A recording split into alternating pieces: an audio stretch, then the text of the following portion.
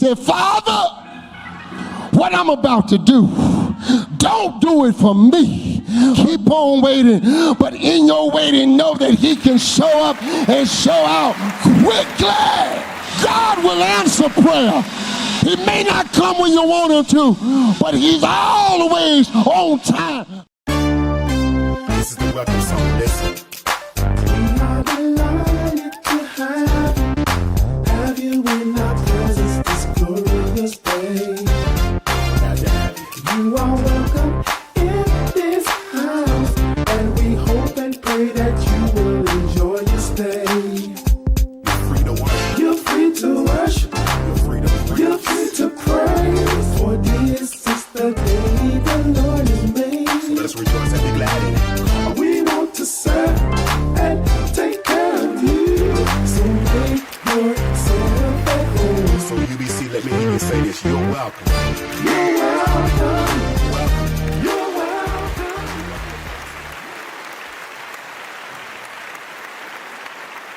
For this particular time and this special day, I want to talk about this thing was not done in a corner.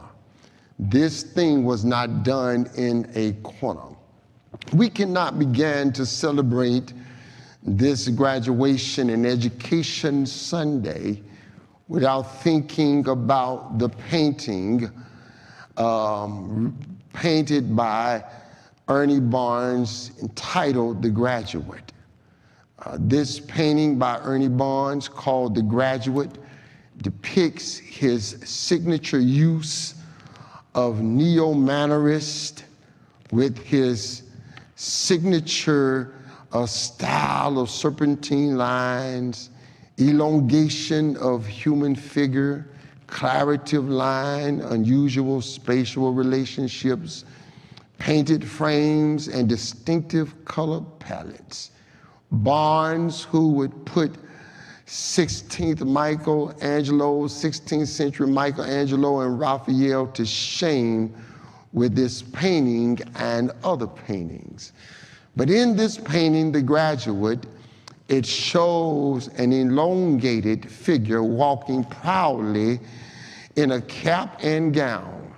If you will look at that portrait right there, you can see that painting called The Graduate. He has a diploma in his hand, and he's strutting. He is stepping. He is walking in a cap and gown. But there's more to that picture than meets the eye. Barnes, when you look at it, has this figure dressed in a robe. The graduation robe somehow dates all the way back to 1222, when robes were worn because most graduating back then were either priests, monks, or clerics, which means to them that robes meant that they were never supposed to be, or there was never supposed to be a separation between church and education. In other words, it was all right to have some burning with your learning. I wish I had some help. It was intended for church and education to go together, and that's why the word declares, study to show thyself approved unto God, a workman that needed not to be ashamed, rightly dividing the word of truth. And then there is in that painting the hat on top of the head. In that painting, it resembles a mortar board for brick masons. It is the symbol of a brick mason's board. It resembles a brick mason's board, and it symbolizes the work of a master, meaning that the one who wears the cap, the graduation cap, has proved himself to be a master in a particular area. I want you to know it says that you have completed a process in the work. Aren't you glad that God kept his word and finished the work that he started in you? So when you arrive at graduation celebration, you ought to thank God, come on, and give God a hand praise that he finished part of the work that he started in you. But then Barnes shows in that painting the elongated figure strutting with a diploma in his hand. The reason that he's strutting is because when you got education in your hand, you walk differently, you think differently, you dream differently. When you get it, you got to let everybody know that this thing was not done in a corner. That's what I want to talk about for just a few moments. And that's what we find here in this text. We find a place where Paul and the other apostles are in the midst of serious transition. And they are now graduating to another place of the faith, for the apostles of faith had turned now into ruins, because by now following Jesus was not working out so well for the apostles. Because even though he resurrected from the dead, there was no physical evidence that they had to show that it really did occur. I mean, they were preaching about a Jesus who lived, but nobody could produce a birth certificate. And they were preaching about a man who died on the cross, but actually he died, and that was the point that the non-believers reminded them of, is that yes, he did die. And they were telling people that he got up with all power in his hand, but there was no actual receipt, no physical evidence to substantiate that he did get up with all power in his hand. In many words, they had proof, but they had no evidence. The only thing that some of those who did follow him had to hold on to was a rumor that kept showing up on the Jerusalem Facebook page or the Palestinian Instagram site that simply said, yes, he did get up with all power in his hand. And now in the text, we find a place where the Apostle Paul is defending his faith. And Paul spent much of his time establishing the church, remaining steadfast in the doctrine and showing favor to all men and women. Paul faced attack because he once believed in Jesus or didn't believe in Jesus, but now he's going around preaching about this man named Jesus. But now Paul has already defended him in 3 different courts. In the court of Festus, he told them that yes, I am the tent maker from Tarsus. I am the converted murderer of the saints. And all I have to say is that living, he loved me. Dying, he saved me. And buried, he carried my sins away. Rising, he justified me and freed me forever. And one day, he's coming back. What a glorious day. In the court of a man by the name of Felix, he shows up with the same testimony, if I could abbreviate the testimony. And he all but shows up and says, living, he loved me. Dying, he saved me. Buried, he carried my sins away. Rising, he justified me. Freed me forever. And one day, he's coming back. What a glorious day. And then later on, he had to go to the court of a man by the name of Festus again. But when he got to the court of Festus, his testimony had not changed. He was still declaring essentially that he loved me, dying he saved me, and buried he carried my sins away. Rising he justified me and freed me forever. And one day he's coming back. What a glorious day. So by the time he gets to this king by the name of Agrippa, he had already repeated this testimony at least 3 times. So when Agrippa asked him, why do you keep on preaching? Why are you preaching? By what authority do you lay hands and the sick recover? By what authority do you speak and demons tremble? By what power do you preach so that the gospel does not make you ashamed? By this time, Paul was so tired of preaching and tired of giving his testimony that all Paul said was, all I know is that what he did for me, it was not done in a corner. I wish I had some help. The one that died on a hill, the one that was in an open field, help me, Holy Ghost, the one that hung on the cross, what he did for me, he did not do it in a corner. When Agrippa heard this, he said, y'all leave this man alone, for he has almost convinced me to even become a Christian. But what I like about Paul is that Paul says that what the Lord has done for me, it was not done in a corner. Church, I want you to know that on this special day, I'm so glad that Paul said that this was not done in the corner, because it lets me know that there are times when God will bring exposure to your life. Here is my message. This is what graduation is all about. Graduation is about the time when God brings you out of the corner of a study hall, the corner of going to class, the corner of burning the oil late in the night, the corner of getting homework done, the corner of sacrificing weekends to write papers and read books, the corner of giving of your time to get your education right. Graduation is God bringing you out of the corner and putting you in the center so the world and everybody that knows you can see that what you and God have done, it was done, and God is now bringing you out of a corner. Don't you know it's a miracle that you are sitting here today? Because according to national statistics, there are less students graduating from high school this year than in the past 10 years. Some have attributed that to the perplexity of the pandemic. Did you not know that 57% of students enrolled in college takes more than 6 years to graduate?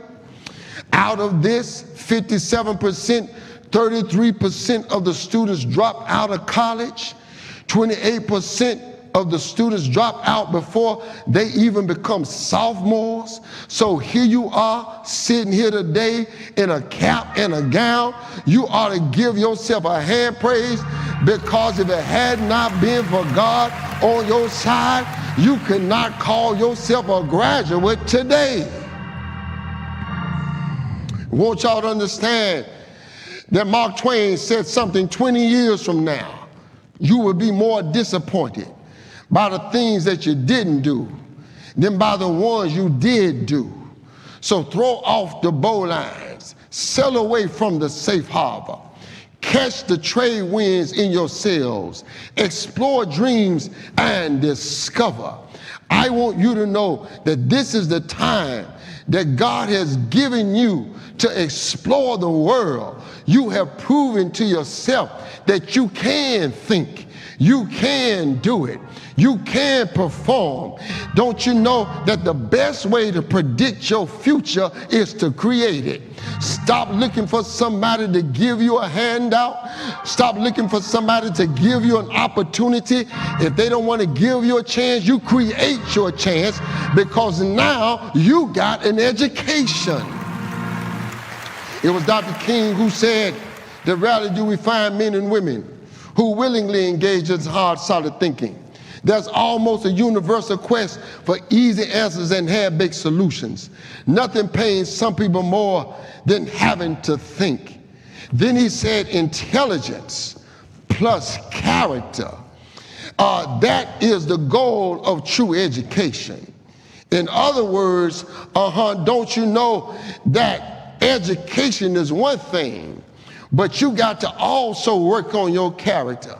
I was at the gas station just the other day, and I drove up to get some gas, And as I got out of my car to pump my gas, there was a brother who drove up right beside me. And don't you know that his music was loud, which I had no problem with that. I play my music loud. But don't you know he drove up, and then I smelled something funny. Didn't know what it was until he opened his door. When he opened his door, this brother got out the car, and when he got out, this wave of smoke also got out the car. I thought the brother was on fire. I was just about ready to call the fire department. But then it hit me. He was not on fire, but he was smoking weed in the car. And it was an old stinky smell. It was a skunky kind of smell.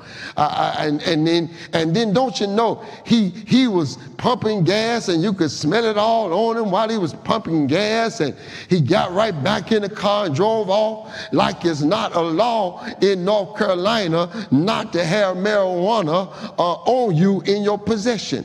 What I'm trying to tell you is that you can have education, but if you don't work on your character, if you don't work on making good decisions, if you don't work on making good choices, your education can't work for you. Intelligence plus character, that's the goal of true education. In the next 24 hours, 15,000 young people will try drugs for the first time. In the next 20 hours, 1,439 teens will attempt suicide. Every 2 hours, a young person is murdered somewhere in the United States of America. Every 4 minutes, a young person is arrested for an alcohol-related crime.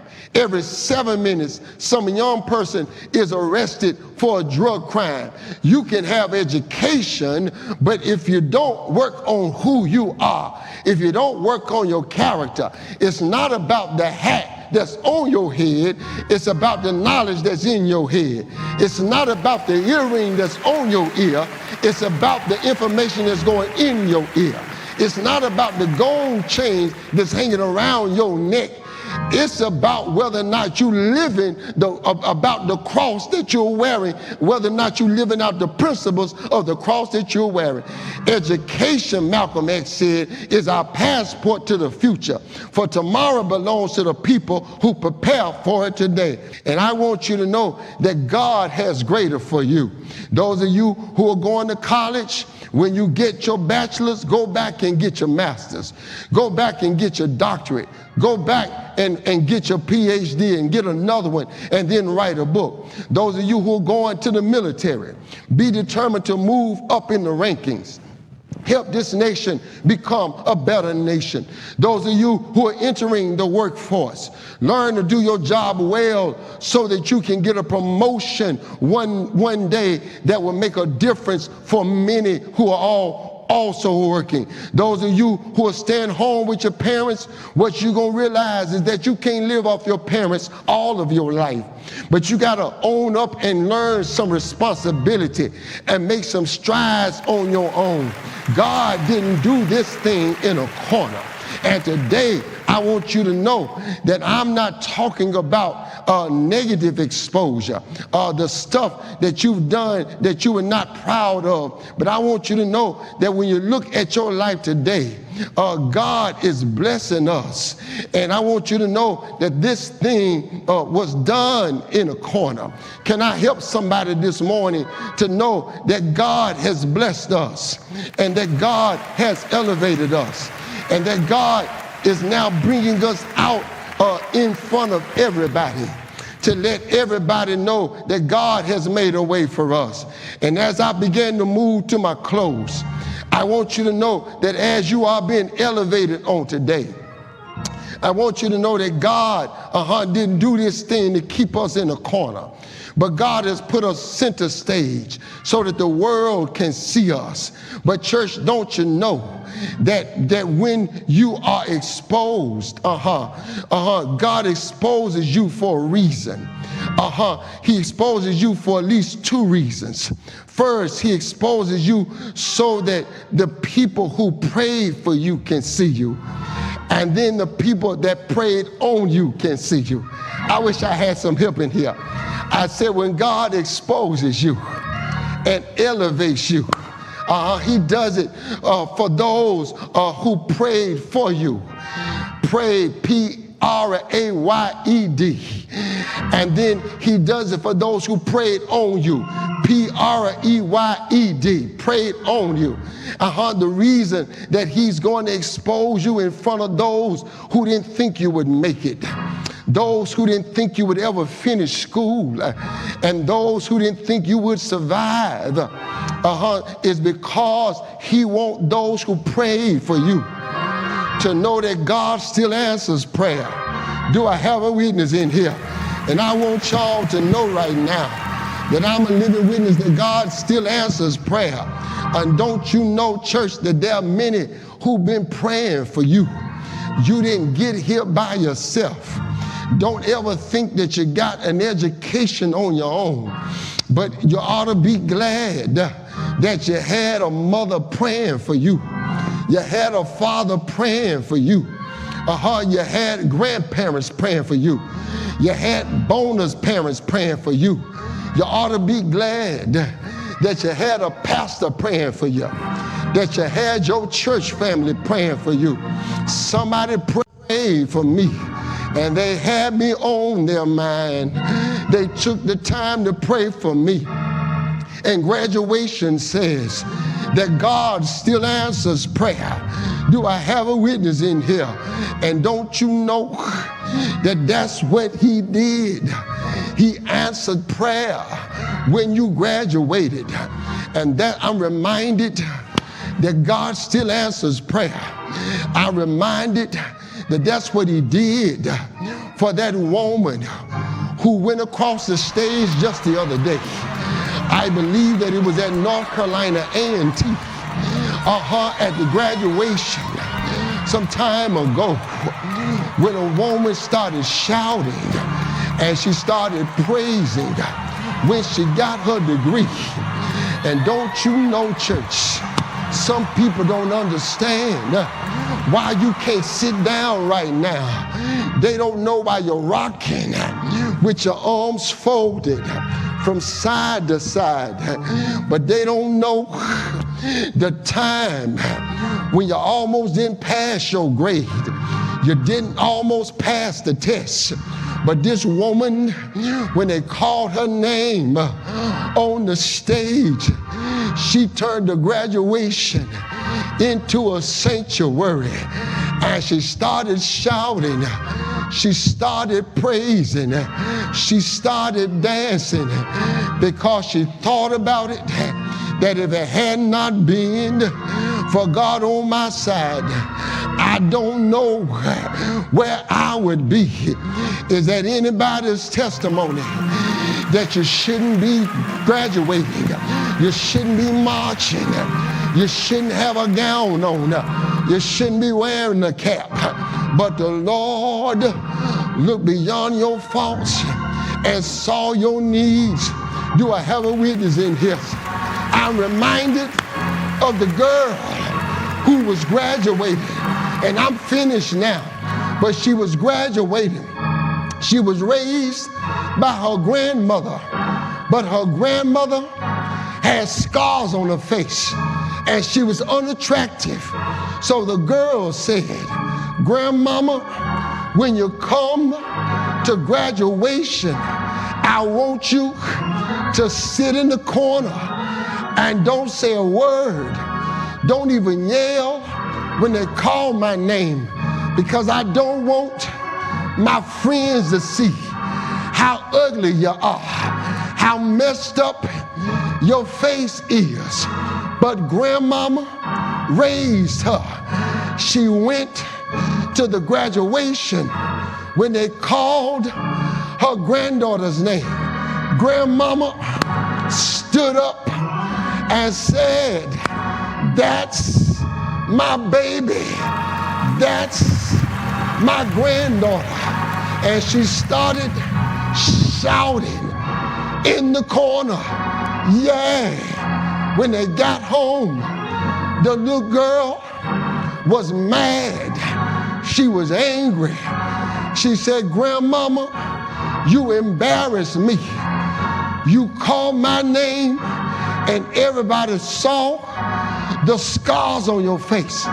Grandmama looked at her and said, baby, come with me into the living room. She got to the living room. She said, baby, do you see this fireplace? She said, yes.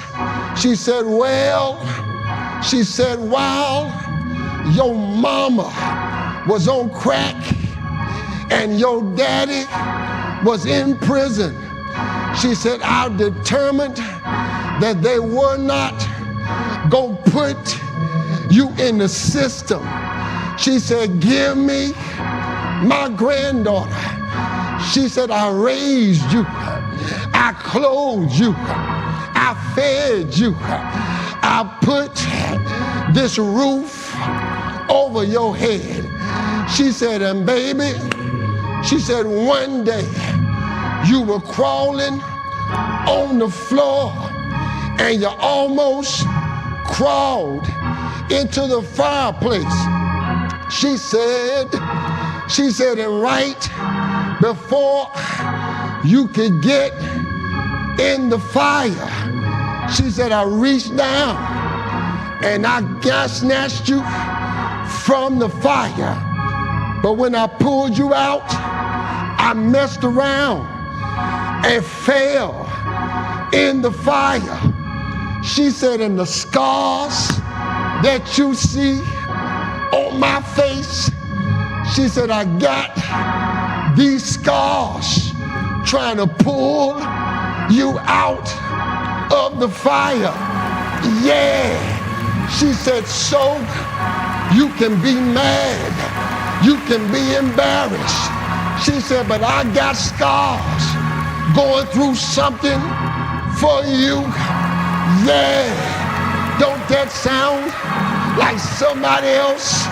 He got scars going through something for you and I. They hung him high, they stretched him wide, they put nails in his hands, they put nails in his feet, they left scars. Yeah, but he died. I said he died.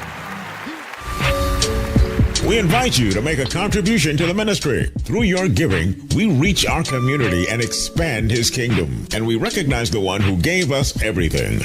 To give, you can use technology. Use the Push app or go to Giving page on the Union Baptist website. Use the Cash app. $UBC 1203. Use the Givelify app. Union Baptist Church, Winston-Salem. Let us show love through giving.